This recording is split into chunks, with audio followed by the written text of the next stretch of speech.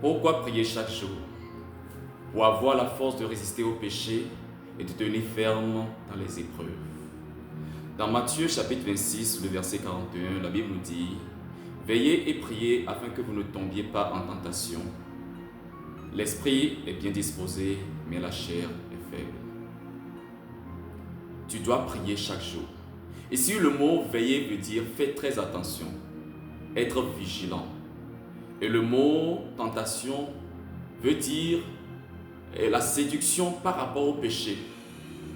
Ça veut dire aussi une épreuve qui peut nous faire dévier du péché. Vous savez que le mot péché veut dire manquer le but. Manquer le but.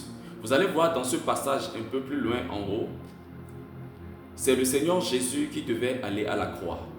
Ils étaient en ce moment dans le jardin de Gethsémane. Il a fait venir Pierre, Jean-Jacques pour qu'ils prient avec lui. La Bible dit là-bas que son âme était triste. Il avait de l'angoisse dans son âme. Il était triste parce qu'il devait souffrir sur la croix. Il devait souffrir dans la chair. Mon frère, ma soeur, si tu passes par des moments difficiles, sache que c'est naturel. Mais la Bible dit ici que l'esprit est bien disposé.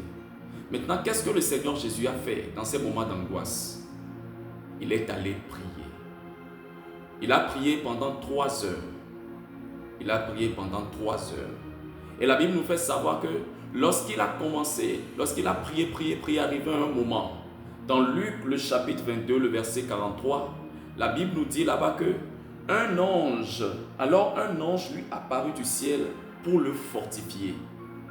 Mon frère, ma soeur, lorsque tu es dans des moments d'angoisse, dans des moments d'épreuve qui veulent te faire dévier de ton chemin et que tu n'arrives pas, va dans la prière. Rentre dans ta prière. Va demander la volonté de Dieu. Le Seigneur Jésus a demandé la volonté de Dieu. Et qu'est-ce que le Seigneur a fait? Il n'a pas enlevé l'épreuve. Mais qu'est-ce qu'il a fait? Il a envoyé un ange du ciel pour le fortifier. À chaque fois que tu pries, chaque fois que tu te mets dans la prière, parce qu'il y a une épreuve, le Seigneur envoie un ange pour te fortifier afin de te faire sortir le temps arrivé de cette épreuve. Aucune épreuve qui vienne à nous n'est au-delà de nos forces. Et Dieu a déjà tout préparé pour que nous puissions nous en sortir. Je vais te dire, personne sur cette terre ne peut rester sans passer par des épreuves. Et de surcroît quand tu es un chrétien. Donc, il faut armer ta pensée de la souffrance. Parce que c'est la souffrance qui nous fait avancer. C'est la souffrance qui nous fait avancer. Dans Ésaïe 40, nous allons prendre ce passage-là. Dans Ésaïe 40, le verset 29, la Bible dit « Il donne la force à celui qui est fatigué et il augmente la vigueur de celui qui tombe en défaillance. » Lorsque tu vas dans la présence de Dieu, lorsque tu vas prier, lorsque tu pries chaque matin, tu reçois la force. Tu reçois la force d'abord de résister au péché.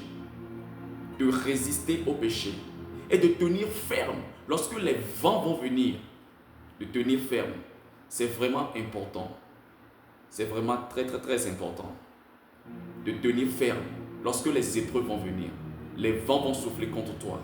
C'est comme une maison qui est mise sur le rocher, pas sur le sable. Si tu es sur le rocher, le vent va souffler, rien ne va arriver. Maintenant, dans Hébreux, le chapitre 12, le verset 4, la Bible nous dit « Vous n'avez pas encore résisté jusqu'au sang en luttant contre le péché. » Vous n'avez pas résisté jusqu'au sang en luttant contre le péché. Le Seigneur Jésus a résisté jusqu'au sang parce que ses sueurs est devenu comme des grumeaux de sang.